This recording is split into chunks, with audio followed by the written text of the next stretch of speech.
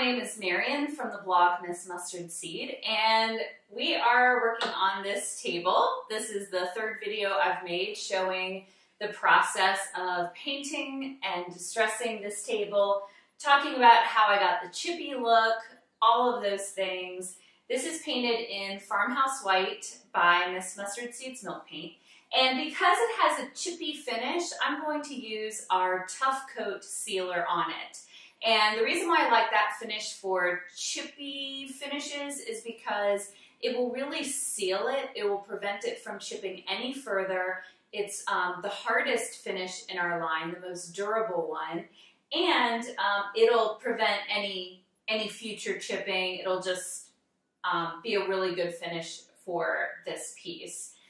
If you have a piece, let's say an old one that looks like this, and it might contain lead paint, or it's just chipping and flaking like all over your floor. Every time anybody breathes near it, it's shedding paint. Then the Tough Coat sealer is also a good option for that. It has a matte finish, so it looks really nice on antiques. It looks very suitable for them. And it's non-yellowing, so you can apply it over a white color like this, and it's not going to yellow. So I've poured it out into a cup here. I'm going to apply it with a 2-inch angled sash brush, and this is a synthetic bristle brush. And it does help to apply the product with a quality brush. And I'm just going to brush it on. You can roll or spray this on as well. One of the nice things about our polyurethane, this is a water-based polyurethane. One of the nice things about this is it's a little bit thinner than some of the other ones on the market, so it's very forgiving when it comes to brush strokes. The downside to that is you do have to watch for drips. Just apply it in a thin coat. If you apply it too thickly, you might get some drips going on. And nobody wants drippy furniture.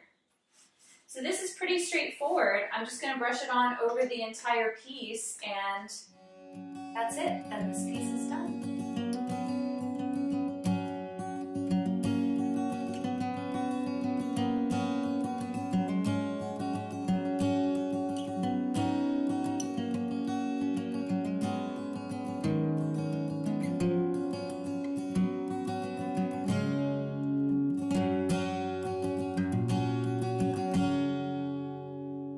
Okay, and that's it. This piece is done.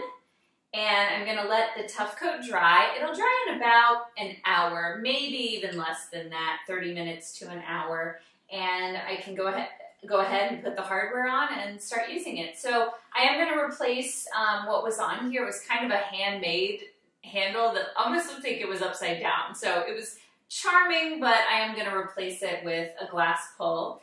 And this piece is then ready to go.